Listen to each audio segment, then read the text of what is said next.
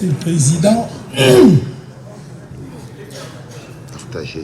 c'est un honneur renouvelé de prendre la parole devant votre auguste juridiction dans ce contentieux préélectoral portant sur les questions de candidature à l'élection du 12 octobre 2025. Je prends la parole brièvement sur ce point, Monsieur le Président, parce qu'il peut y avoir des éléments d'apparence qui font croire qu'il y a la connexité, mais ayant suivi, mais nous le savions également, divers rapports depuis ce matin, et votre jurisprudence constante sur, par exemple, la question d'investiture, il ne vous aura pas échappé que dans les deux dossiers, les parties où les requérants ont abordé la question de façon différente. En sorte que si vous joignez les deux requêtes, on examinera en fait les questions d'investiture. Donc votre haute juridiction a dit de façon constante qu'elle était en dehors de votre compétence. C'est pourquoi nous, en nous en tenant strictement au droit, comme vous l'avez rappelé, et à votre jurisprudence constante, nous nous sommes contentés de soumettre à votre auguste juridiction les raisons pour lesquelles notre candidature méritait d'être retenue, parce que Elekam, mais j'entre presque déjà dans le droit, Elekam lui-même n'a pas contesté que toutes les pièces requises par les articles 117 et 122 du Code électoral avaient été fournies par le candidat Kamto. C'est pour cela que ça peut paraître simple de dire on peut faire la jonction parce qu'il y a Manidem dans les deux cas, mais en fait l'approche est totalement différente et nous invitons, nous, respectueusement, cette auguste juridiction à reconsidérer peut-être cette question de jonction des procédures. Merci.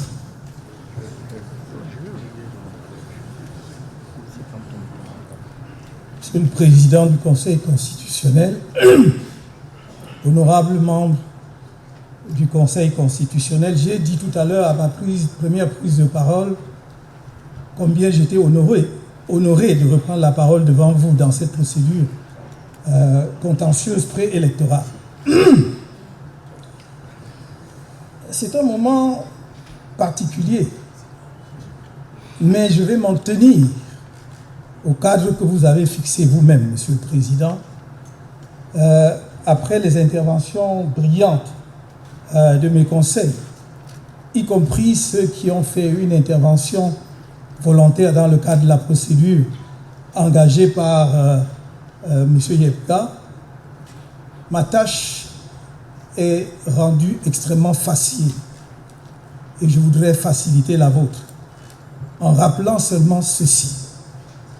Lorsque un citoyen camerounais est appelé à faire acte de candidature dans une opération électorale, il vérifie, en l'occurrence, s'agissant de l'élection présidentielle, si la formation politique qui présente sa candidature réunit les exigences fixées par la loi.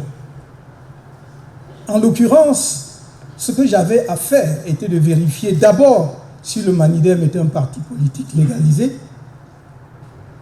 Il est apparu très clairement que c'est le cas, puisqu'il a été légalisé le 9 mars 1995. Si les instances compétentes pour porter ma candidature, et voilà que par la force des choses, ce que je voulais éviter, j'y entre, si dans l'organe qui me confère l'investiture a compétence pour le faire au regard justement des textes de ce parti, vérification faite, c'était le cas. Dès lors que ces vérifications sont faites par rapport à la conformité de l'association qui va porter la candidature du candidat, ce qui lui reste à faire, c'est de fournir les pièces requises par la loi. Et c'est ce que nous avons fait en vertu des articles 117 et 122 du Code électoral. Il n'y a pas une seule pièce qui manque.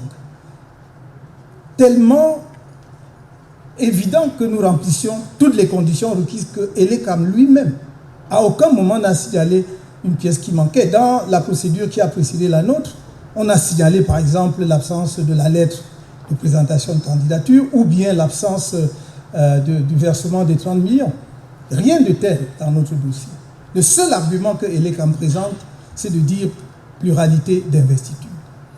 Mais on vous a démontré à suffisance qu'il n'y a pas de pluralité d'investiture. Et il ne pouvait pas y avoir pluralité d'investiture, surtout si celui qui prétend présenter une autre candidature ne rapporte pas la preuve qu'il est membre de l'association, qu'il est encore et toujours membre de l'association en question. Et il apparaît de toute évidence qu'il a cessé d'être membre de cette association depuis 2018. On vous a fourni les éléments pertinents à cet égard.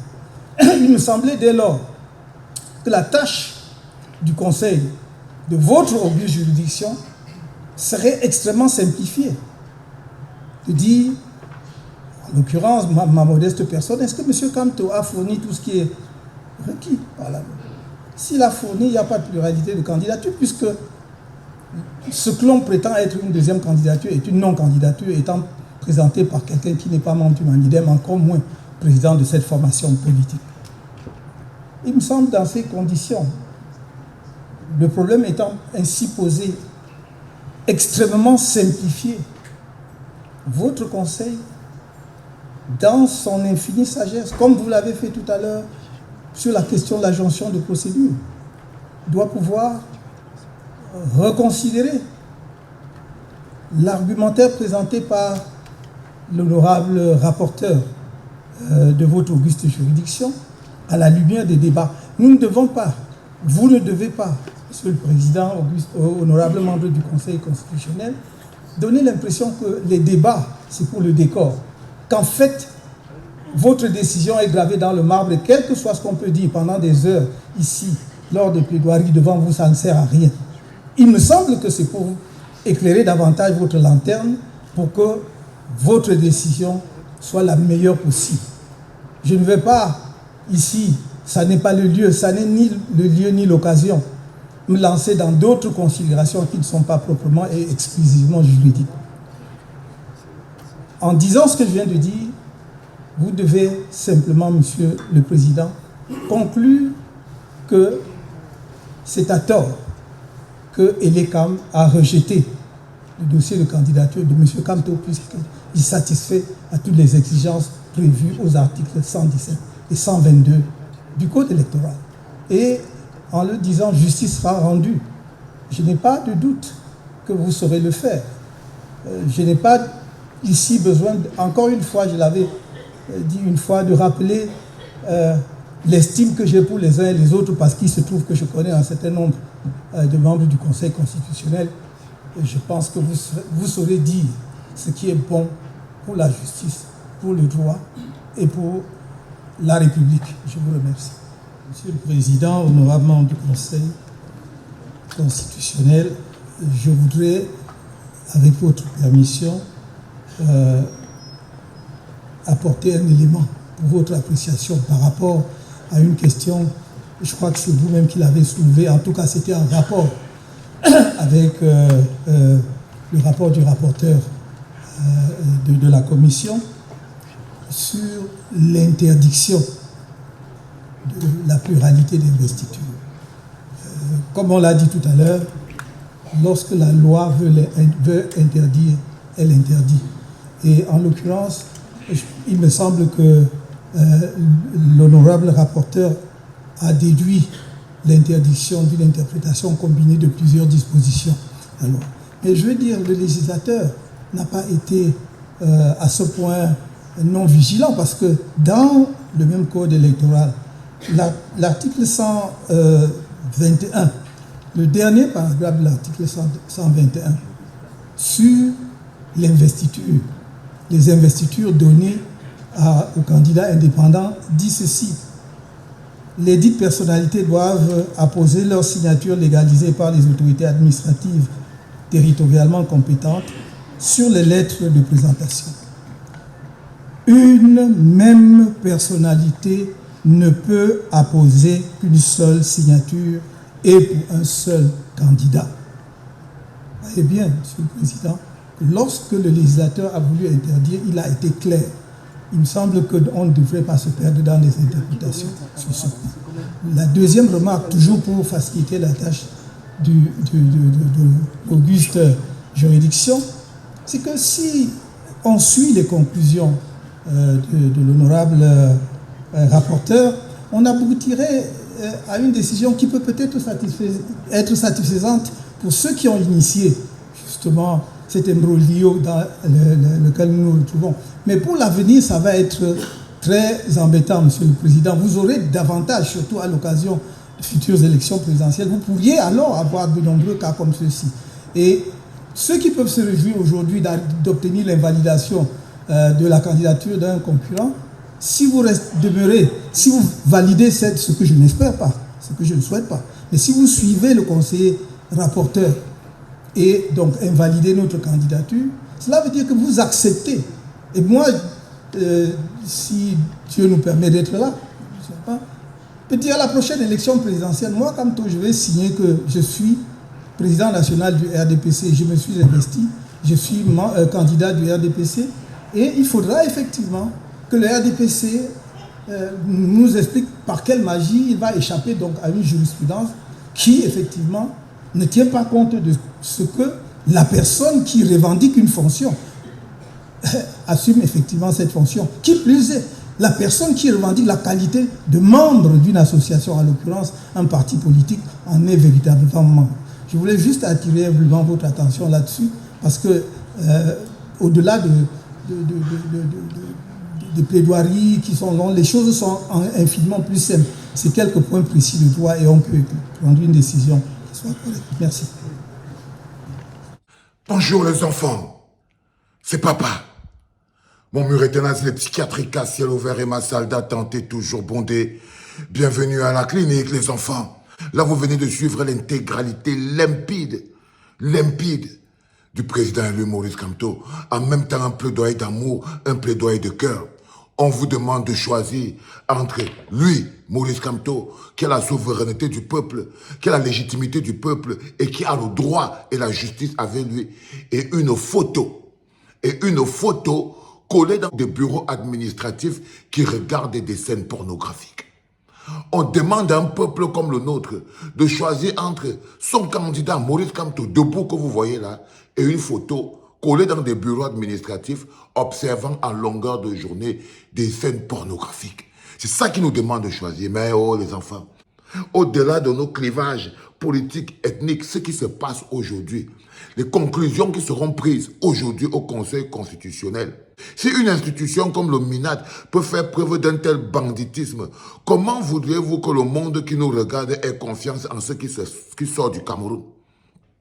Si une institution comme le MINAD peut faire preuve d'autant de banditisme, comment voulez-vous qu'un pays tiers, quelque chose de tiers hors du Cameroun ait confiance aux Camerounais? Si le MINAD peut produire de faux documents à Mondovision, pourquoi ne voudriez-vous pas que l'on doute des diplômes qui sortent du Cameroun? Si le MINAD peut produire lui-même des faux documents, qui va encore croire à un diplôme qui vient du Cameroun? Si le MINAD lui-même produit des faux documents à la Cour constitutionnelle, il n'est pas arrêté. Dites-moi un peu, quel document officiel sortant du Cameroun a encore de la valeur après ça? Aucun, les enfants. Aucun. C'est le pays qui est dans le Ouattaraout. Après ça, il n'y a plus ni un diplôme officiel qui peut sortir du Cameroun et qui a de la valeur, ni un document officiel qui peut sortir du Cameroun et qui a de la valeur à l'échelle du monde. Ce qui se passe actuellement au Conseil constitutionnel est la destruction de l'image et de la confiance qu'on peut avoir dans le Cameroun en tant que pays. Et cela ne concerne donc pas seulement Maurice Kamto. Ça concerne nous tous. Nous tous. C'est la destruction de notre pays qui se joue en ce moment. Elle est comme ça, dès que le MINAD fait faux et usage de faux, envoie au Conseil constitutionnel jusqu'au niveau de la présidentielle, non. Non, les enfants, c'est le pays qui vient de perdre sa carte d'identité en tant que pays. Le pays vient de perdre sa carte d'identité en tant que pays. Supportez l'injustice, messieurs 12 apôtres. Quand je vous entends applaudir les différents candidats à l'élection présidentielle qui sont contents d'avoir été choisis sur le terrain en se disant « Qu'est-ce qu'on attend pour éliminer le PSI ?» Le peuple est d'une résistance dont vous n'avez nulle autre idée. Les enfants, partagez au maximum la prise de parole du président parce qu'aujourd'hui, ça va être le jour le plus long. Aujourd'hui, ça va être le jour le plus long. Parce que s'ils ont reculé, c'est parce qu'ils n'ont aucun élément de droit pour pouvoir écarter la candidature de Maurice Kamto. Sinon, il aurait réglé hier. Sinon, il aurait réglé hier. C'était papa des enfants.